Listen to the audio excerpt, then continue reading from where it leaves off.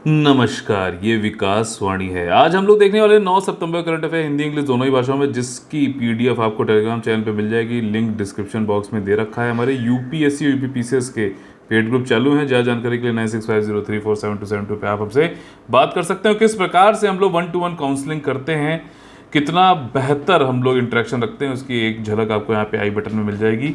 जरूर देख सकते हैं आप। ठीक, 10 मोस्ट इंपॉर्टेंट टॉपिक्स जो हैं, जो कि प्रीलिम्स और मेंस एग्जामिनेशन में आ सकते हैं, वो हैं ये सारे, जिनको अब हम लोग देखेंगे विस्तार से। देखिए, पहला जो टॉपिक है वो इकोनॉमी से है, और ये कह रहा है कि जो रेलवे की ज़मीनें होती हैं, आप लोगों ने कई बार देखा होगा कि रेलवे परिसर में या फिर कहीं और पे भी ज़मीनें रेलवेज़ की हैं, ठीक है। तो उन रेलवे की ज़मीनों को क्या है कि लीज पे दे दिया जाएगा, भाई उससे कुछ राजस्व कमाया जाए। अभी तो क्या है कि कुछ भी राजस्व हो नहीं रहा, खाली ज़मीनें पड़ी हुई हैं।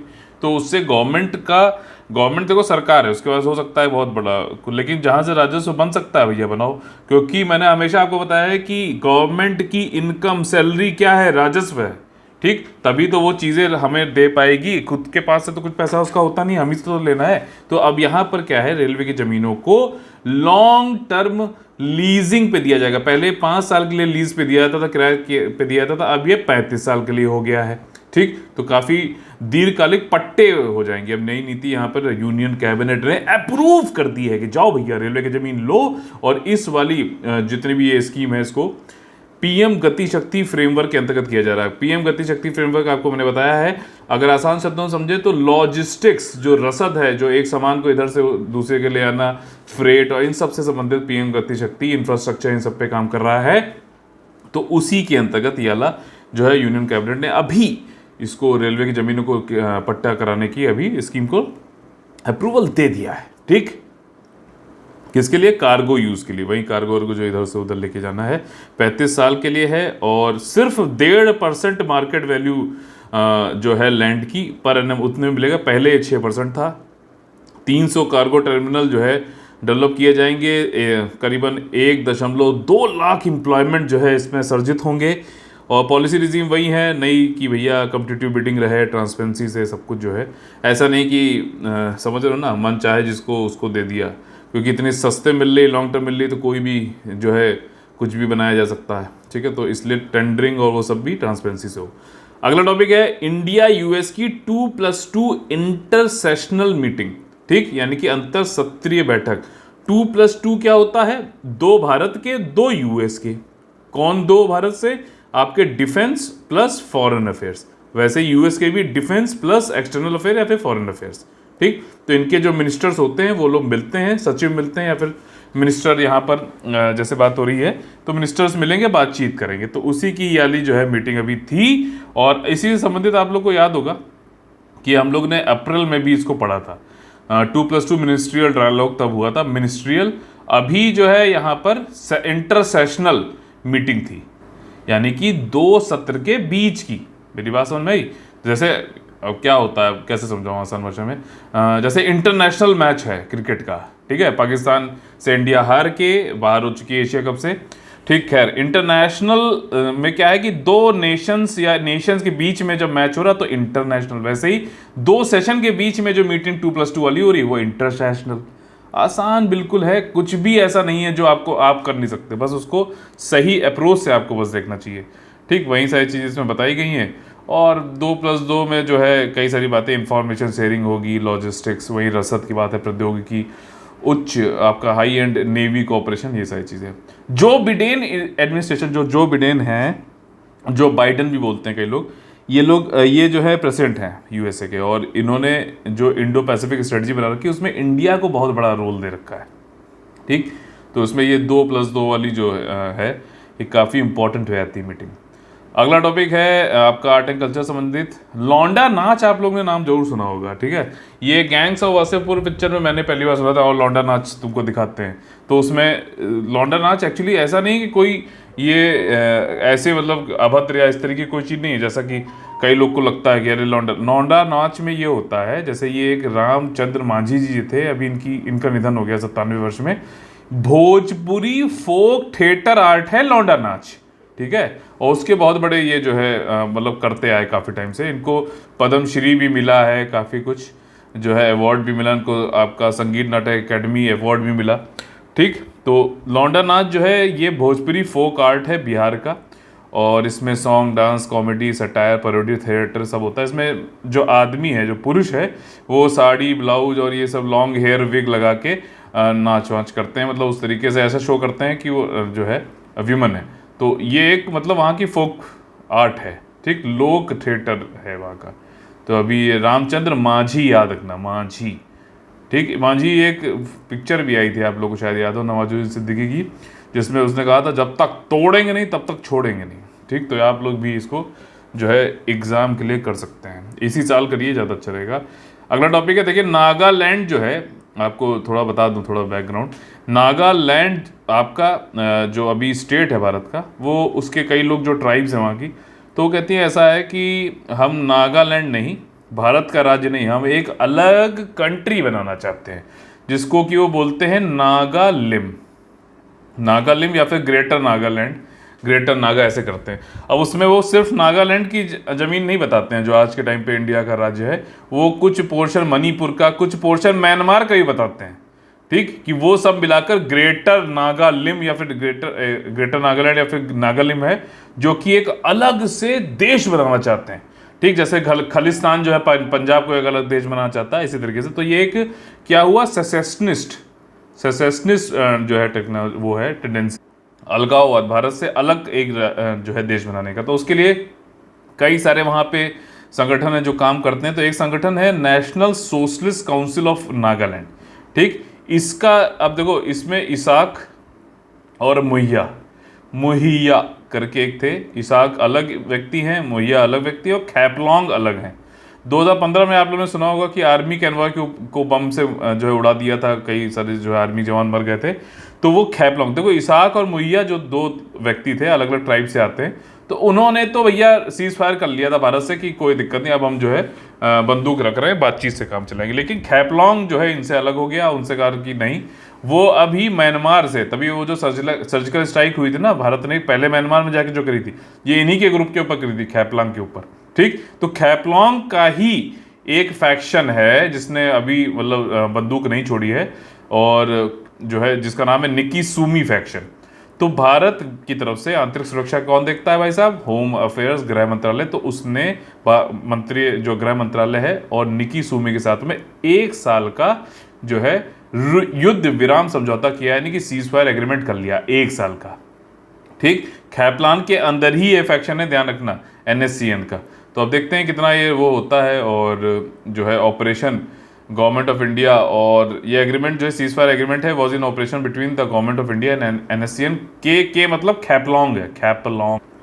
ठीक है, 8 सितंबर 2022 से लेकर 7 सितंबर 2023 तक ये जो है लागू रहेगा। ठीक, और पहली बार ये साइन हुआ था 2021 में। सूमी जो ये आपका क्या नाम है इसका, निकी सूमी। ठीक है, ये चाहता है, ये मतलब ये निकी सूमी जो है नेशनल इन्वेस्टिगेशन एजेंसी जो टेररिज्म को रोकता है, तो वो उसके द्वारा जो है वांटेड है सूमी। और ये इसने मणिपुर के चंदेल डिस्ट्रिक्ट में 2015 में 18 पर्सनल मार दिए थे, आर्मी कैनवाय को जो है बम से उड़ा दिया था।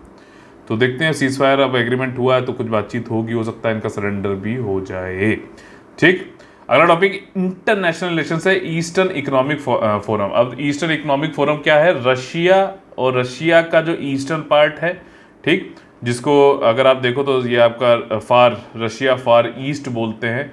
यहाँ पे आपका देखोगे तो यहाँ बेरिंग स्ट्रेट आ जाता है, ये आपके कई सारे जो ओखोत्स्क है, यहाँ पे इंडियन जो ONGC वाले, विदेश लिमिटेड वाले, उन लोग के भी निवेश भी यहाँ पे हो रखे हैं, ऑयल वेल के।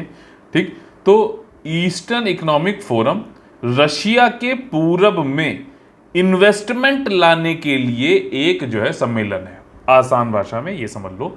ठीक, इसका 7वां जो है सेशन अभी हुआ है, जिसमें मोदी जी ने वर्चुअली यानी वीडियो कॉन्फ्रेंसिंग के थ्रू पार्टिसिपेट किया, और उन्होंने इसमें ये भी बताया कि हमने ऑलरेडी जो है काफ़ी रशिया के फार ईस्ट वाले में फार्मा सेक्टर और डायमंड सेक्टर में इन्वेस्टमेंट कर रखा है ऑलरेडी। ठीक, और मोदी जी ने ये कहा कि हम रशिया के साथ में पार्टनरशिप करना चाहते हैं आर्कटिक सब्जेक्ट पे, आर्कटिक ओशियन जो है ना, आर्कटिक एरिया जो है उस पर। ठीक, और 2019 में मोदी जी ने पार्टिसिपेट किया था फेस टू फेस, मतलब किया था कोविड से पहले, एक्ट फार ईस्ट पॉलिसी भी अनाउंस करी थी इंडिया ने, ठीक है। जैसे एक्ट ईस्ट पॉलिसी है, अब एक्ट फार ईस्ट, तो वो रशिया से संबंधित है। ईस्टर्न इकोनॉमिक फोरम आपका व्लादिवोस्तोक में हर साल होता है। व्लादिवोस्तोक रशिया वहीं ईस्ट में ही है। और आपका फॉरेन इन्वेस्टमेंट को लाने की कोशिश की जाती है इसमें। रशिया फार ईस्ट में 2015 से चालू है ये। Far East Federal University Vladivostok Russia, ठीक, हर साल होती है। नेक्स्ट है सोलर पावर्ड ड्रोन। चाइना ने एक ऐसा ड्रोन बनाया है, आपका अनमैन्ड एरियल व्हीकल या फिर यूएवी बनाया है, जो कि पूरी तरीके से सोलर पावर के ऊपर निर्भर है। इसका अभी पहली फ्लाइट उन्होंने टेस्ट करी, सब कुछ बढ़िया चल रहा है भाई साहब। और ये जो है ज़मीन की सतह से 20 किलोमीटर ऊपर उड़ता है। अगर आप लोग को ने पढ़ा है तो अगर धरती का वायुमंडल आप देखोगे, ठीक, तो सबसे पहले क्या है, ट्रोपोस्फियर है। एटमॉस्फेयर में अगर ऐसे देखोगे ऊपर जाते हुए ट्रोपोस्फियर है, और उसके बाद क्या आता है, स्ट्रेटोस्फियर आता है, फिर आपका मेजोस्फियर आ गया, फिर थर्मोस्फियर, फिर एक्सोस्फियर, ठीक। तो स्ट्रेटोस्फियर और थर्मोस्फियर के बीच में आता है ट्रोपोपॉज। और जितने भी फ्लाइट वाइट उड़ती है ना, तो वो इसी एरिया में ज़्यादातर उड़ती है, क्योंकि यहाँ पर जो है ज़्यादा हवाएं तेज नहीं होती हैं और बादल वादल भी ज़्यादा नहीं रहते हैं, अपना जो है साफ रहता है मौसम, ठीक। तो ट्रोपोपॉज, और ये जो है करीबन 12 से लेके 18 किलोमीटर के बीच में होता है ट्रोपोपॉज। इसी एरिया में इसको भी उड़ाया गया, आपका ये उड़ाया जाता है। 20 किलोमीटर ऊपर उड़ता है ये धरती की सतह से, और इसको हाई एल्टीट्यूड और लॉन्ग एंडुरेंस हेल यूएवी बोला जा रहा है। काफ़ी लंबे समय तक उड़ सकता है, और 164 फीट जो है विंग स्पैन है इसका, अगर आप पूरा ये देखोगे ऐसे। और इसका नाम है मॉर्निंग स्टार 50, ठीक। ड्रोन है, 20 किलोमीटर ऊपर उड़ता है, 16 इक्विपमेंट सब लगे हुए हैं, सब बढ़िया काम कर रहे हैं।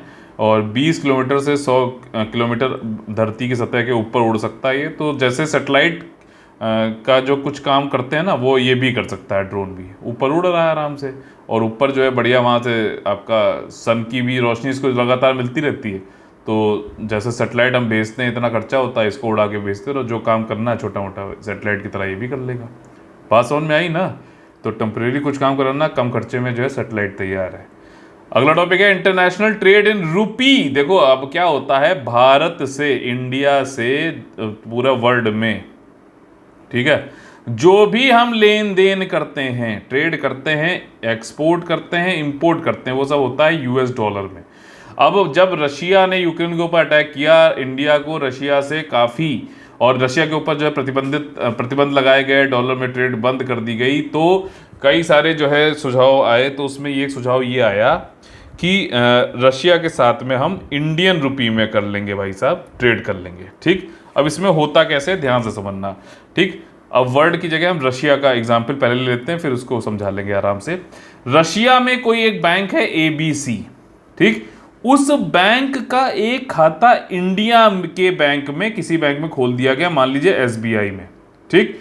उस अकाउंट, जो खाता खोला गया, ऐसे अकाउंट को बोला जाता है वोस्त्रो अकाउंट, ठीक। ये मैंने पहले पढ़ा चुका हूं आपको करंट अफेयर में, कोई बात नहीं, ठीक। रशिया का एबीसी बैंक ने अपना खाता खोला एसबीआई में, और इस तरीके के जो खाते होते हैं उनको वोस्त्रो अकाउंट बोलते हैं।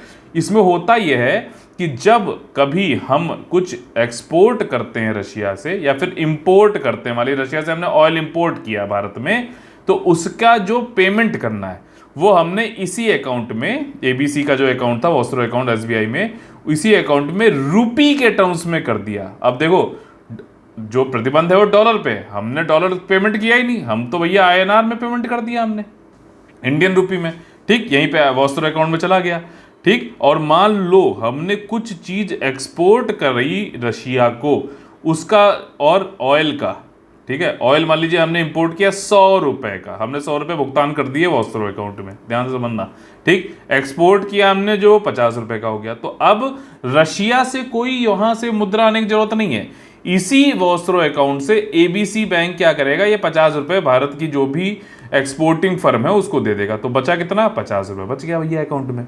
आसान भाषा में, इससे आसान मेरे ख्याल से नहीं समझाया जा सकता वोस्त्रो अकाउंट क्या होता है, ठीक। इसी प्रकार से अब इंडिया को इसमें ये चीज दिखी यार कि इससे तो हम इंडियन रुपी को पूरे भारत, पूरे दुनिया में जो है इंडियन रुपी को व्यापार में, ट्रेड के लिए बढ़ावा दे सकते हैं। इससे एक तो ये अच्छी चीज होगी कि हमारी डॉलर डिपेंडेंस कम हो जाएगी, जो मूल्य जो है आपका जो डीवैल्यूएशन होता है, डेप्रिसिएशन होता है हमारे रुपी का डॉलर के संदर्भ में, वो नहीं होगा।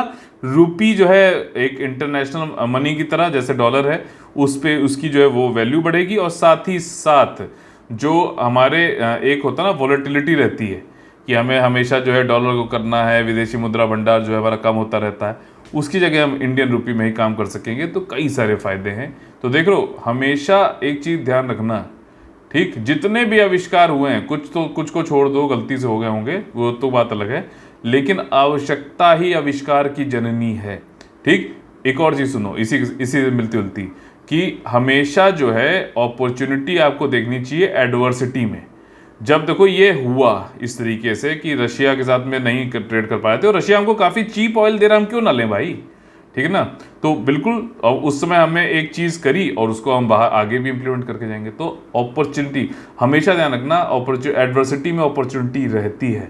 भारत के कई लोग जो है धन्ना सेठ अभी बिलियनियर्स बने, वो सब कोविड के टाइम पे बने, ठीक है, क्योंकि और पूरी दुनिया में क्यों इतना ज़्यादा वो बढ़ा, क्योंकि भैया लोगों ने पैसे छापे हैं इस समय।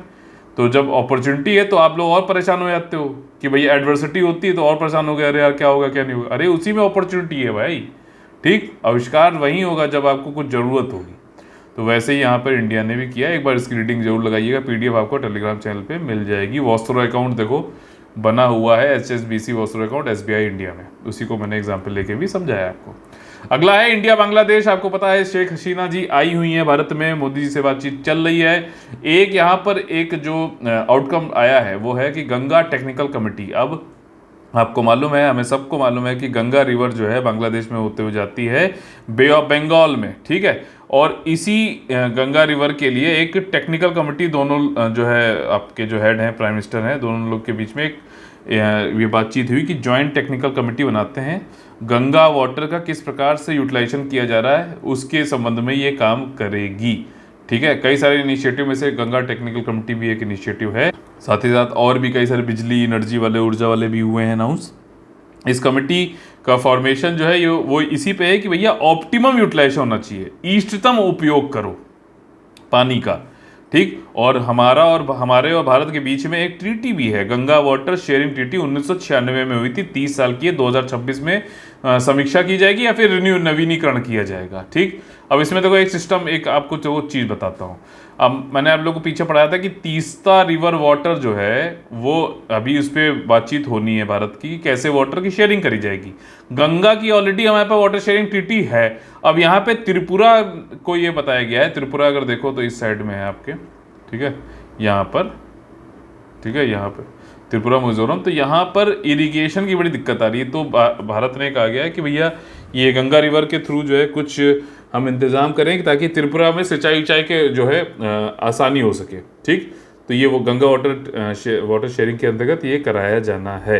अब इसी को लेके हो सकता है बांग्लादेश करे कि भैया तुम भी ये तीस्ता रिवर वाटर जो है इसको भी तेजी करो, क्योंकि हमें भी चाहिए। तो ठीक है, म्यूचुअल बेनिफिशियल चीज़ें होनी चाहिए, ठीक। अगर मान लीजिए सिर्फ इंडिया को ही लाभ होता रहेगा तो क्या बांग्लादेश आगे हाथ बढ़ाएगा? कभी नहीं बढ़ाएगा, ठीक। अब जैसे मैं हूँ, आप लोग के लिए जो इतने मेहनत से वीडियो बनाते रहो तो आप लोग लाइक भी नहीं करते, कमेंट भी नहीं करते, तो हो सकता है मैं कुछ टाइम के बाद ना बनाऊँ, ठीक। तो ये चीज़ें हैं, लेकिन कोई बात नहीं, म्यूचुअल बेनिफिशियल होना जरूरी है, एक तरफ से ही सिर्फ नहीं हो सकता, ठीक है। तो यहाँ पर देखिए इन्होंने यही बताया कि अर्जेंट रिक्वायरमेंट है इरीगेशन रिलेटेड त्रिपुरा में, और साथ ही साथ फेनी रिवर आपका त्रिपुरा से होते हुए आती है, देखोगे आप मैप में जरूर देखना।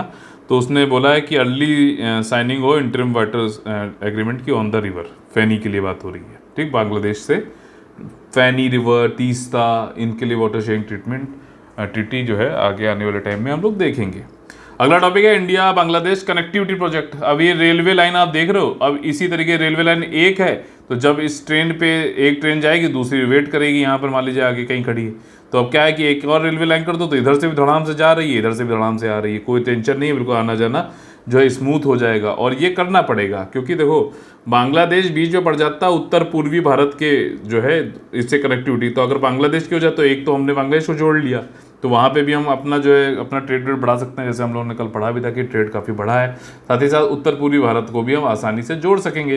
तो अभी शेख हसीना जी और मोदी जी ने जो है कई सारे कनेक्टिविटी प्रोजेक्ट हमारे रेलवे ट्रैक को डुअल रेलवे ट्रैक कर देना है, रोलिंग स्टॉक जो आपका ये जो वो बनते हैं रेल के डिब्बे, ठीक है, तो उन सब के बारे में काम किया है। डुअल गॉज किया है टोंगी अखौड़ा, ठीक है। रोलिंग स्टॉक देना है कौनिया, लाल मोनिर हाट, बोगाल हाट, न्यू गीतल दहा लिंक, ठीक है, इन्हें याद करने की जरूरत नहीं है, ठीक है। और बेनापोल, जाशौर, बुरीमरी, चांगड़ा बंद लाइन, कई सारी चीज़ें हैं, ये किया जा रहा है। साथ ही साथ इंडिया बांग्लादेश के बीच में एक टॉक ये भी चल रहा है कि इनलैंड कंटेनर डिपो भी बनाया जाए सिराजगंज में, जो कि नॉर्थ वेस्ट है कैपिटल ढाका के, ठीक।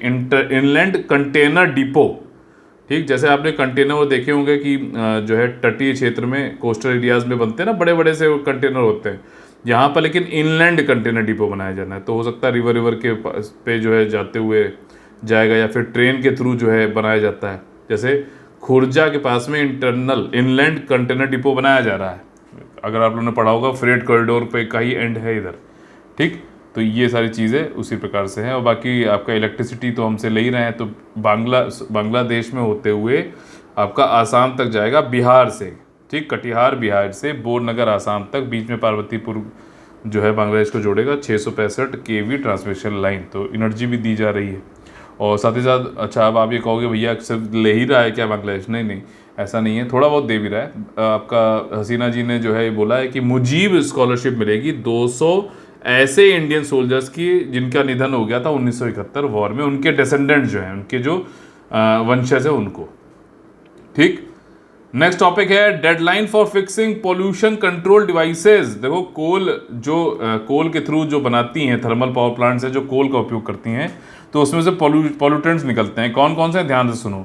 एक तो है सल्फर डाइऑक्साइड, ठीक। दूसरा है नाइट्रोजन ऑक्साइड्स NOx, और तीसरा है मरकरी। ये पूछता है इस तरीके से क्वेश्चन कि भैया बताओ SO2 आपको कहाँ से दिखेगा? तो कोल के जरिए जब हम thermal power plant energy electricity बनाते हैं, तब सल्फर डाइऑक्साइड, नाइट्रोजन ऑक्साइड, ठीक, और मरकरी, ये सब जो है इससे निकलते हैं। ये पॉल्यूटेंट्स हैं, इनको रोकने के लिए कोई टेक्नोलॉजी का लगाने जाना था, लेकिन लगातार एनवायरनमेंट मिनिस्ट्री ये बोल रही है कि हम इसकी डेडलाइन लगानी, पहले मान लीजिए 31 दिसंबर 2022 थी, बढ़ा के 2023 कर दी, अब बढ़ा के 2025, 26 ऐसे बढ़ाते जा रहे हैं।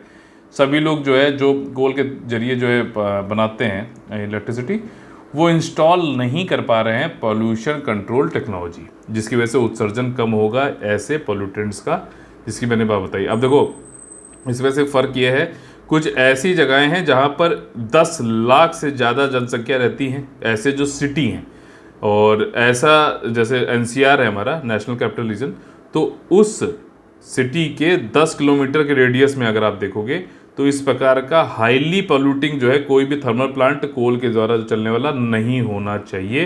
तो उसकी डेडलाइन जो थी 31 दिसंबर 2024 थी, अब 2025 कर दी है, और बाकी जो है उनका 2026 कर दी, मतलब एक साल और डेडलाइन बढ़ा दी है, ठीक। पेड कोर्सेज के बारे में मैंने आप लोगों को बताया हुआ है, और ज़्यादा जानकारी के लिए 9650347272 पे आप हमसे कांटेक्ट कर सकते हैं, ठीक है। चलिए चलते हैं, आज के MCQ देख लेते हैं।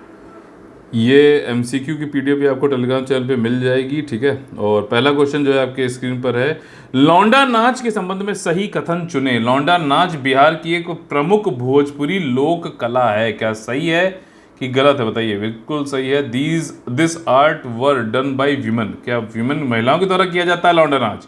है? नहीं नहीं, गलत है, ये तो मैंने अभी आपको बताया। और दूसरा स्टेटमेंट गलत है, सही पूछा गया। तो दूसरा स्टेटमेंट किस किस ऑप्शन में है? C में है, ये नहीं हो सकता। B में ये नहीं हो सकता। D में है तो ये नहीं हो सकता। ऑल ऑफ दीज बोला है ना, तो एलिमिनेशन मेथड के थ्रू आपको आ गया आंसर। लेकिन फिर भी चलो तीसरा पढ़ लेते हैं। Ramchandra Manjhi belong to this art, बिल्कुल सही है, तो A आंसर यहाँ पर हो जाएगा। अगला क्वेश्चन है, पूर्वी आर्थिक मंच के संबंध में सही कथन चुने, यानी कि ईस्टर्न इकोनॉमिक फोरम की बात हो रही है। ये international forum held each year in Moscow, Russia. क्या मॉस्को में होता है ये? और मॉस्को कहाँ पर है बताइए, अगर रशिया में आप देखोगे? नहीं नहीं, गलत है, व्लादिवोस्तोक पूर्व में, ईस्टर्न की बात हो रही है, ठीक। तो पहला स्टेटमेंट गलत और करेक्ट पूछा गया। तो पहला स्टेटमेंट किस किस ऑप्शन में है? A में है, C में है, तो दोनों ही स्टेटमेंट जो दोनों ऑप्शन नहीं हो सकते। B और D में से हो सकता है, अगला पढ़ के समझ में आएगा statement. It's purpose is to encouraging foreign investment in the Russia's far east. इसका उद्देश्य रूस के सुदूर पूर्व विदेशी निवेश को प्रोत्साहित करना है। तो क्या सही है? क्या बताइए? बिल्कुल सही है, और सही पूछा गया, इसलिए आंसर B यहां पर हो जाएगा। अगला क्वेश्चन है आपका question number 3। Next question is NSCN के Niki Sumi group were related to which Indian state. ठीक, किससे संबंधित है? त्रिपुरा, आसाम, मिजोरम, नागालैंड। बिल्कुल आसान है, नागालैंड से है। ठीक है। Which statement explain the vostro account. Direct question आएगा इस तरीके का। ठीक, यूपीएससी में ज़्यादा चांसेस हैं क्योंकि यूपी पीसीएस और स्टेट पीसी एग्जामिनेशन के लिए हो सकता है थोड़ा सा ज़्यादा, लेकिन आ सकता है वहाँ पे भी। ठीक, आ सकता है, लेकिन इस तरीके के क्वेश्चन जो सॉल्व करेगा भैया वहीं कट ऑफ क्लियर करता है। फैक्ट वाले क्वेश्चन तो आगे पीछे सब लोग लगभग सेम कर लेते हैं, जो पढ़ने वाले हैं उनकी बात कर रहा हूँ मैं। ठीक, बाकी जो है उनका तो खैर पेपर भरना की एक वो है, वो भरते रहेंगे। तो ये चीज़ है, लेकिन जो कॉन्सेप्चुअल वाले करेगा सही वो जो है निकलेगा। ठीक है। तो देखिए, पहला है कि it is a contractual arrangement in which a third party receives and disburses money or property for the primary transacting party। कठिन है। ठीक है, कठिन है। अब आप इसको समझ रहे हो? मान लो आपने पढ़ा, आपको लगा कि यार समझ में नहीं आ रहा, चलो अगला पढ़ो, क्योंकि इस टाइप के क्वेश्चन में क्या है, मोस्ट अप्रोप्रिएट चुनना, और एक ऑप्शन आपको यहाँ पे ए और सी वाला भी दे रखा है। तो चलो देखते हैं। It is a type of rotating saving and credit association system. यह एक प्रकार की घूर्णन बचत और क्रेडिट एसोसिएशन प्रणाली है। नहीं, बी तो आपने एलिमिनेट कर लिया, लेकिन अभी भी डी जो है वो कह रहा है ए और सी दोनों हो सकता है। चलिए सी भी पढ़ लेते हैं। यह एक ऐसा खाता है जो एक संपर्ककर्ता बैंक दूसरे बैंक की ओर से रखता है। भाई ये तो सही बात लग रही है, ऐसे तो हमने कुछ पढ़ा था कि HSBC वाले बैंक का अकाउंट जो है SBI में खोला गया, जिसको वॉस्टर अकाउंट कहते हैं। यार ये सही लग रहा है, लेकिन अब यहाँ पे स्टेटमेंट है ए और सी, तो ऑप्शन है ए और सी, तो क्या ए भी एक बार फिर से पढ़ लेते हैं यार, क्या है क्या नहीं है। ठीक, तो इट इज़ अ कॉन्ट्रेक्चुअल, ठीक, arrangement in which a third party receives and disburses money for the property for the primary transacting parties. तो इसमें दो पार्टी हैं ए और बी। ठीक, उसके अलावा एक तीसरी पार्टी है सी को पैसे कुछ मिलते हैं, और वो फिर पैसा जो है प्रॉपर्टी या फिर मनी का, वो फिर प्राइमरी जो ट्रांजेक्टिंग पार्टी उनको देता है। तो ये तो नहीं सही लग रहा। ये एक्चुअली मैं आपको बताऊं, ये डेफिनीशन है एस्क्रो अकाउंट की। रियल इस्टेट और उन सब में है, क्या है कि मकान खरीदने वाला और मकान को बनाने वाला बिल्डर की जगह तीसरा अकाउंट खोला जाता है, एस्क्रो अकाउंट। उस अकाउंट में अब यहाँ पर क्या है कि मकान खरीदने वाला डायरेक्टली बिल्डर को पैसा पहले दे देता था, वो मकान बना के तो इनको देता नहीं था, और 4 जो है ज़मीनें खरीद लेता था। ठीक, तो अब यहाँ पर डायरेक्टली इसको पैसे नहीं दिया जाता है, ये पैसा जो है एक तीसरे अकाउंट में रख दिया था, एस्क्रो अकाउंट में। अब ये मकान खरीदने वाला जो है फैमिली, ये इसको इसमें डाल देगी। अब इनसे जो है देखा जाएगा कि जैसे जैसे ये बना के पूरा रिपोर्ट करते रहें कि हाँ मकान बन गया, तब इनको ये पैसा इनकी जेब में आएगा, नहीं तो नहीं आएगा। तो ये एस्क्रो अकाउंट है। हम वॉस्टर अकाउंट पूछ रहे हैं, जिसको सही तरीके से सी कर रहा है। ठीक, तो देखो ऐसे कंसेप्चुअल क्लैरिटी अगर आएगी आपकी तभी आप कर पाओगे, अदरवाइज बहुत मुश्किल है। यूपीएससी में तो बहुत मुश्किल है, यूपी पीसीएस और उस टाइप के फैक्ट वाले क्वेश्चन आप करके निकल सकते हो एक बार को, लेकिन मैं फिर भी कह रहा हूँ कि भैया मेंस में तो आपको अगर नहीं कॉन्सेप्चुअल क्लैरिटी है, एनालिसिस करने की नहीं है, तो आप मेंस कैसे कर पाओगे? तो आपको तैयारी तो यूपीएससी और उसी लेवल की करनी ही पड़ेगी, क्योंकि आपको ज़्यादातर लोग तो यूपीएससी वाले अब यूपी से हैं तो यूपी पीसीएस दे ही रहे हैं, चाहे बिहार के हों वो भी। तो ये चीज़ है। ठीक, तो आप बच नहीं सकते हो, खाली प्रीलिम्स निकालना है तो बात अलग है। ठीक है, तो ये चीज़ है। Choose the correct statement regarding solar powered drone. सौर ऊर्जा चलने वाले ड्रोन के संबंध में सही कथन चुने। पहला है, China has successfully completed it's first fully solar powered unmanned air vehicle. China ने सफलतापूर्वक पहला पूर्ण सौर ऊर्जा संचालित मानव रहित हवाई वाहन पूरा किया है। ठीक, हाई ऑल्टीट्यूड लॉन्ग एंडोरेंस, ठीक, UAV can stay airborne for long duration. हाँ बिल्कुल सही बात है यार, दोनों स्टेटमेंट एकदम सही लग रहे हैं। यहाँ पर सी ऑप्शन यहाँ पे सही हो जाएगा। मैपिंग का question, choose the correct statement regarding Iberian peninsula. ठीक, अब मैपिंग आप लोग रोज करते रहो भैया। अब ये आइबेरियन पेनिनसुला जब आप देखोगे मैप बुक खोल के, तो बिल्कुल अर्जुन मत बन जाना कि मुझे खाली मछली की आंख दिख रही है। अरे आसपास के जो मछली के जो सारी चीज़ें उसके आसपास के देखते चलना, 10 मिनट दो भैया, जरूरी है। ठीक, क्वेश्चन आएगा तो मजे से कर पाओगे, कॉन्फिडेंस से, जरूरी है, क्योंकि नेगेटिव मार्किंग है, अदरवाइज तो बड़ी दिक्कत हो जाएगी। तो देखिए पहला जो स्टेटमेंट है, it is associated with the countries of Spain and Portugal. बिल्कुल सही है भाई, ये वाला जो पेनिनसुला है प्रायद्वीप इबेरियन, ये स्पेन और पोर्टुगल से संबंधित है, बिल्कुल सही बात है। दूसरा स्टेटमेंट क्या है कि रिसेंटली एजोर्स हाई जो है वो seen near the Iberian peninsula. Azores high क्या चीज़ है यार? ठीक, तो एजोर हाई क्या होता है ये? एजोर हाई मैंने आप लोग बताया था ना कि यूरोप में बहुत ज़्यादा ड्रॉट चल रहा है, तो बहुत ज़्यादा सूखा पड़ जाता है एजोर हाई के टाइम पे। ये सब ट्रॉपिकल उष्णकटिबंधीय जो है ऊपर अगर आप देखो थोड़ा सा 30 के आसपास डिग्री नॉर्थ साउथ में, तो नॉर्थ की यहाँ पे बात हो रही है उसके ऊपर, तो वहाँ पे एक वेदर फिनोमिनन है, मौसम का एक है एजोर हाई, रिसेंटली देखा गया। दोनों ही स्टेटमेंट एकदम सही हैं। ठीक, इसको और बेहतर से आपको जो है समझाने के लिए चलते हैं मैप पे। ठीक, देखिए यहाँ पे मैप भी दे रखा है, ये पीडीएफ आप लोग को टेलीग्राम चैनल पे मिल जाएगी, ज्वाइन कर लीजिएगा। ठीक, स्पेन, पोर्टुगल, ठीक है, और आपका ये आइबेरियन पेनिनसुला, इस पूरे को बोलते हैं। पेनिनसुला क्या होता है? पेनिनसुला किसको बोलते हैं? कोई ऐसी जमीन जिसको तीन तरफ से पानी ने घेर रखा हो, समुद्र के पानी ने घेर रखा हो, मार्जिनल वाटर बॉडी ने घेर रखा हो, उसको हम पेनिनसुला बोलते हैं। प्रायद्वीप, जैसे भारत का दक्षिणी हिस्सा देखो, तीन तरफ से अरब सागर, आपका बे ऑफ बंगाल खाड़ी, ठीक है, इंडियन ओशियन, तीन तरफ से घेर रखा है ना, वैसे ही देखो ऐसे। ठीक है, तो ये पेनिनसुला कहलाता है। एक एक चीज़ डेफिनेशन आपकी बिल्कुल मैं बता रहा हूँ, कुछ भी नहीं छूटेगा, और ये ऐसे ही आपको तैयारी करनी पड़ेगी।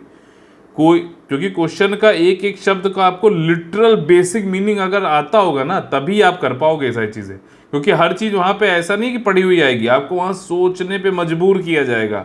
और अगर आपकी ऐसी क्लैरिटी होगी तभी आप क्वेश्चन को बेहतर तरीके से as per the demand of the question आप उसको अटेम्प्ट करोगे, and then only you will get the good marks. ठीक है, तो ये चीज़ है। आइबेरियन पेनिनसुला है ये आपका पूरा, ये पर्टिकुलर स्पेन को बोलते हैं। अब जब मैं ये कह रहा हूँ कि भैया पढ़ रहे हो, तो ये जिब्राल्टर, ठीक, कौन सा ये जो है स्ट्रेट है, जलडब्रू मध्य क्या है, ठीक, बेलेरिक सी यहाँ पे है, गल्फ ऑफ लियोन है, नॉर्थ अटलांटिक थोड़ा बहुत देखो, बे ऑफ बिस्के कहाँ पर है, फ्रांस के साथ इधर देखो दिख रहा है। ठीक, मैड्रिड इसकी है, लिस्बन इसकी कैपिटल है, देखो काम आएगा। चलिए चलते हैं मेंस आंसर राइटिंग, कल वाले के एनालिसिस करते हैं। देखिए जो कल वाला क्वेश्चन था मेंस का 50वां क्वेश्चन जो था कि इंडिया और बांग्लादेश क्या ऑल वेदर फ्रेंड हैं, कमेंट करिए in reference to contemporary global geopolitical scenario. अगर आप देखो ग्लोबल जियोपॉलिटिकल सिनेरियो देखो, तो उसमें इंडिया और बांग्लादेश, इंडिया भी एक इमर्जिंग इकोनॉमी है, ठीक, लेकिन थोड़ा लार्ज इकोनॉमी है।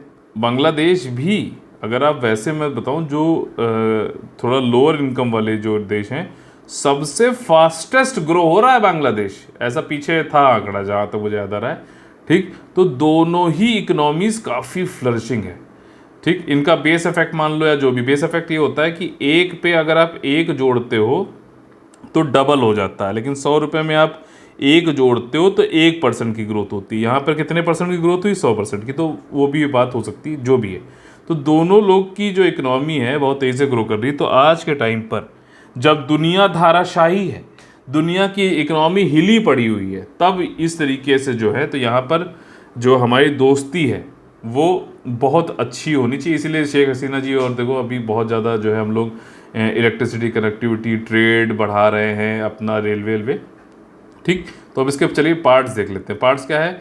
बांग्लादेश, इसमें आपको एक कमेंट ये नहीं करना है, ये लिख देना सीधे यस नो, ऐसा नहीं करना है। आप ये बताओ कि हाँ, मतलब इस ऐसे लिखोगे कि बांग्लादेश और इंडिया बहुत टाइम से, जब से बांग्लादेश बना है, बनने से लेकर भारत ने उसकी मदद करी, और आज तक जो है इंडिया और बांग्लादेश के रिलेशन बहुत अच्छे रहे हैं, चाहे वो आपका इकोनॉमिकली हो, चाहे वो आपका सांस्कृतिक यानी कल्चरली हो, पीपल टू पीपल कांटेक्ट हो, ठीक, आपका जो है साइंस के उसमें हो, सोसाइटल हो, पॉलिटिकल हो, सब जगह ठीक काफ़ी अच्छा रहा है।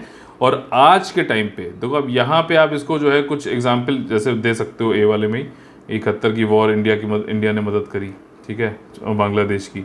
उसके बाद जो है कई सारी माइग्रेशन वो हुई, दिक्कतें हुई, और भी हमने बांग्लादेश की हर जगह मदद कर रखी है, चाहे वो आपका जो है एड हो, चाहे कई बार उनके यहाँ जो है बाढ़ आती रहती तो उसमें भी मदद करी है।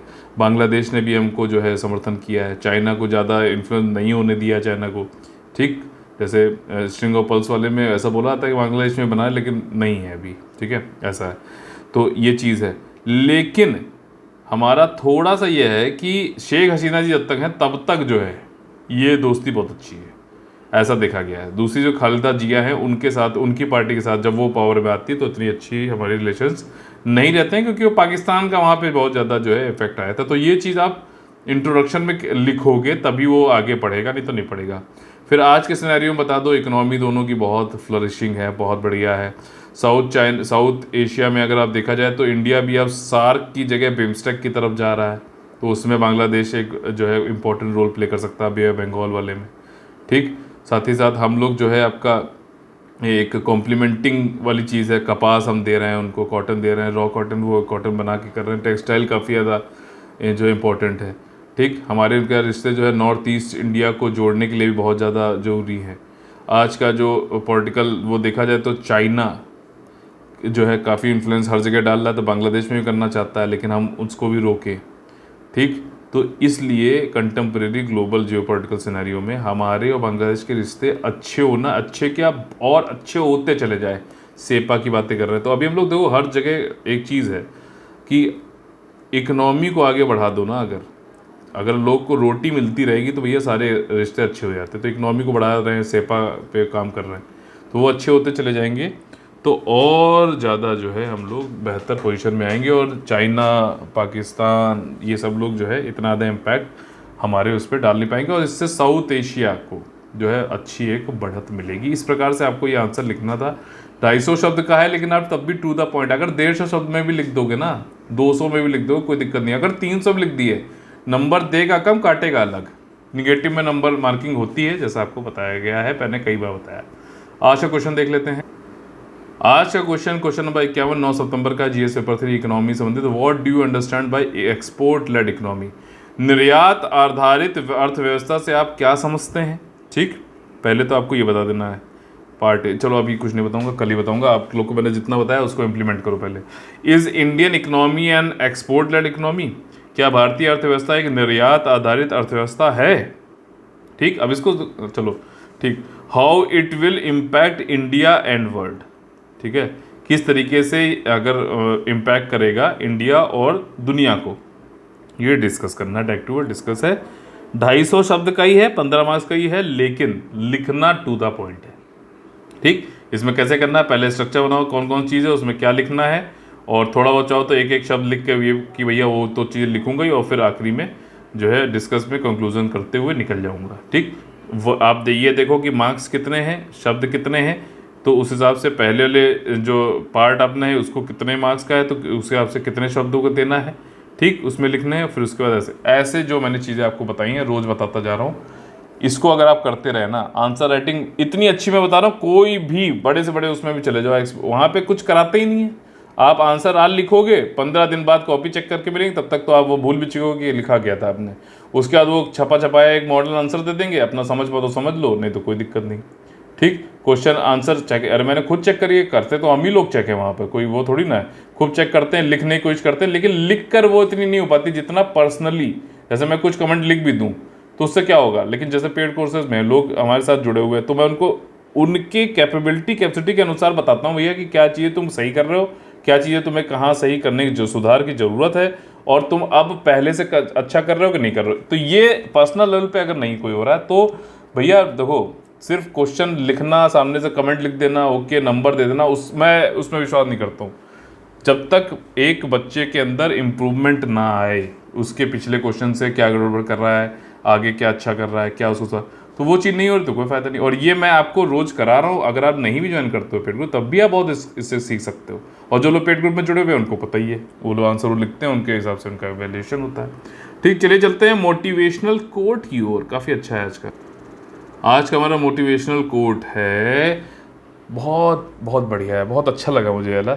अच्छे लोग और अच्छी किताबें तुरंत समझ में नहीं आते, समझ रहे हो, उन्हें पढ़ना पड़ता है, समझ रहे हो, थोड़ा टाइम दीजिए।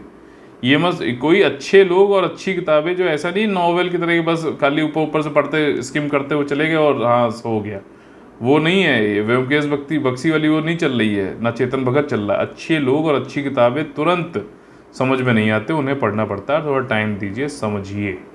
ठीक, बाकी जो आपको तुरंत समझ में आने लगे ना चीज़ें, मैं आपको बताऊं, कई लोग हैं वो वही बोलेंगे जो आप सुनना चाहते हो, तो आपको वो चीज़ें तुरंत समझ में आ जाएंगी। ठीक, आपको बेवकूफ़ बना के आपकी जो है जेब खाली कर देंगे। तो ये चीज़ें आपको समझनी पड़ेंगी। ठीक, चलिए मिलते हैं अगले वीडियो में, तब तक के लिए आप लोग से लेते हैं अलविदा। जय जय Bharat, all the very best है, वंदे वंदे मातरम।